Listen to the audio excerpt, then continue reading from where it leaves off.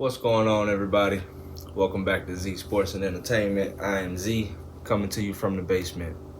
Um, right now, what I would like to do is I would like to take a minute to talk about the Tua Tagovailoa situation that happened the other night in Cincinnati. Um, Here's my view on that. When I was watching the Dolphins and Bills game on Sunday, um, there's no doubt in my mind that when Tua got sacked, you know, head bounces off the turf, there's no doubt in my mind that young man didn't have a concussion.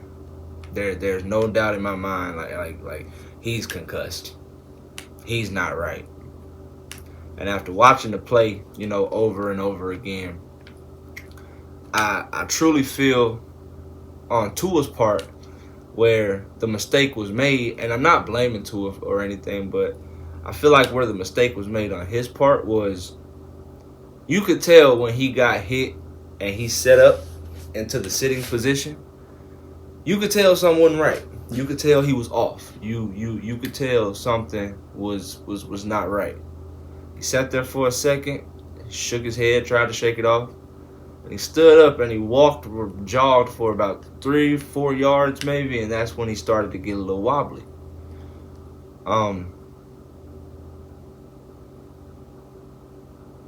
I did not think Tua would be back in the game. I did not think.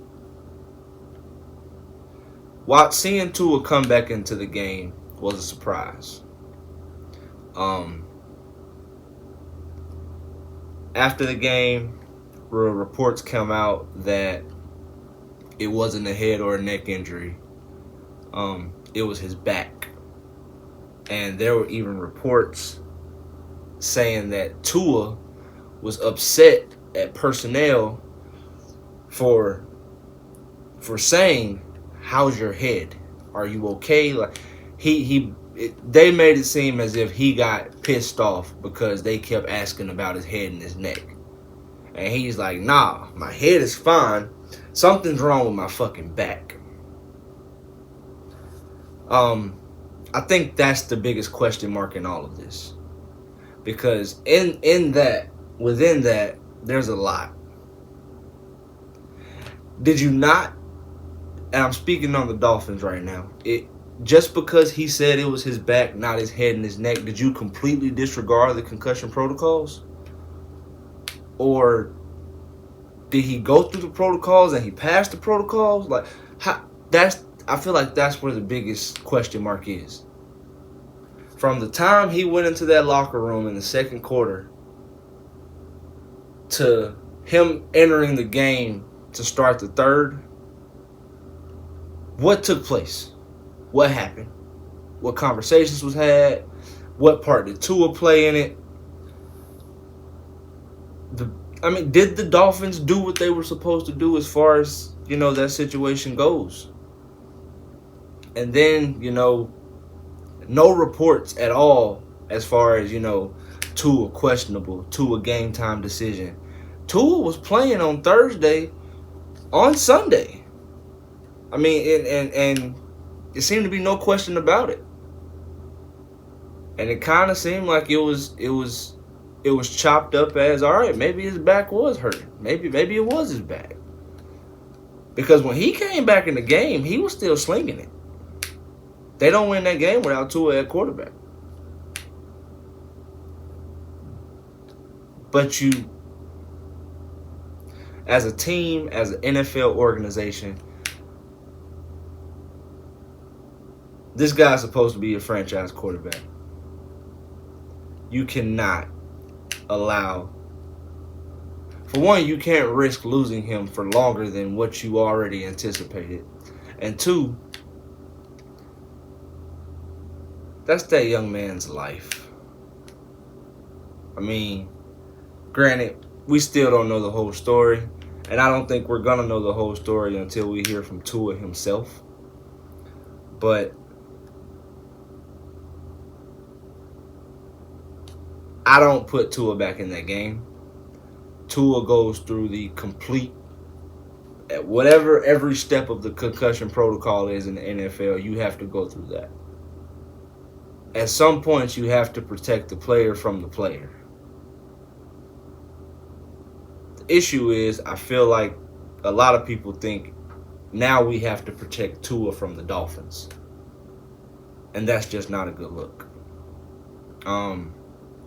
Now let's fast forward to Thursday. Thursday night football, primetime game, second quarter again. And this one was a little more uneasy to watch. Watching the game, I think it was big number 9-4. Got around 68 and got his hands on Tua, and he threw him down. He threw him down pretty hard.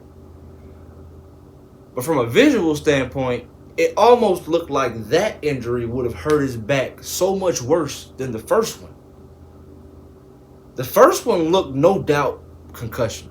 The second one looked like it was more back than neck. You feel me?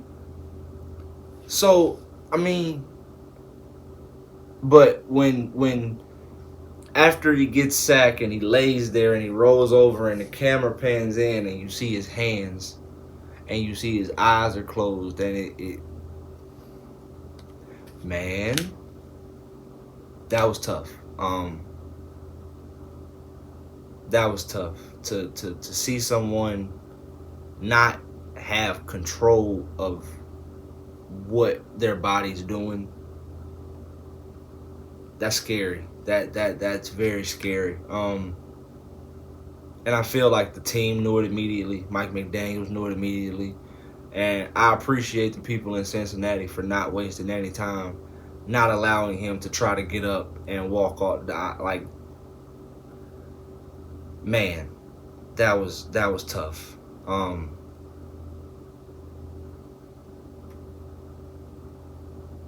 Now, what do? Because me and my boy, we've been talking about this, man. Me and my boy, we've been talking about it, and my homeboy feels like Tua probably will never play again. And I can't lie, I can't not, agree with him. I mean,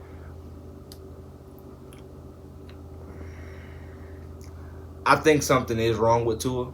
I think there is an undisclosed injury that is possibly non-football related that they haven't found yet. Because if and guys, please correct me if I'm wrong, but if I'm not mistaken, I want to say Tua had a couple of these wobbly incidences either very early in his career or at Alabama. Again, I could be wrong, but these aren't the first two incidents where Tua has had head or nerve or something going on with him. I just pray that the kid is okay. You hate to see someone who seemed to be coming into their own under Mike McDaniel and Tyreek Hill, Jalen.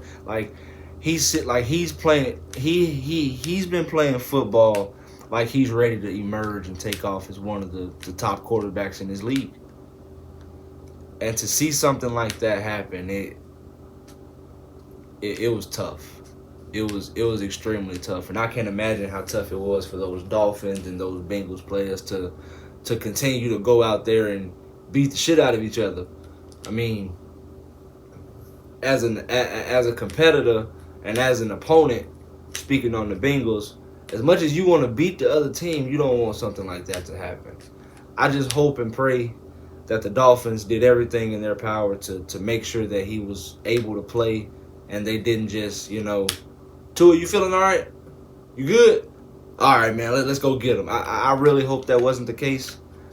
I hope there wasn't any shady business, done. I hope there wasn't any persuasion or manipulation.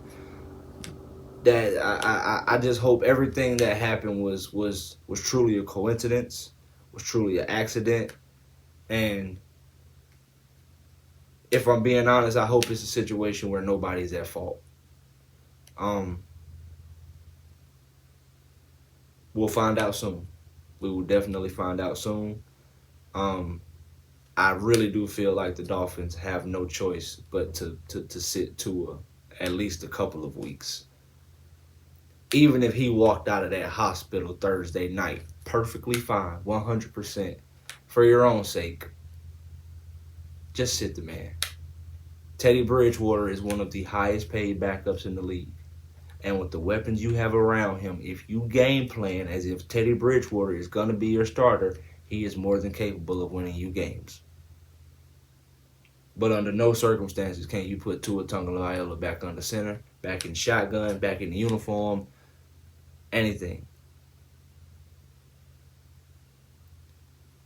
That's pretty much all I got. Thank you guys for watching. I appreciate you guys. I'll holler at y'all later. Z out.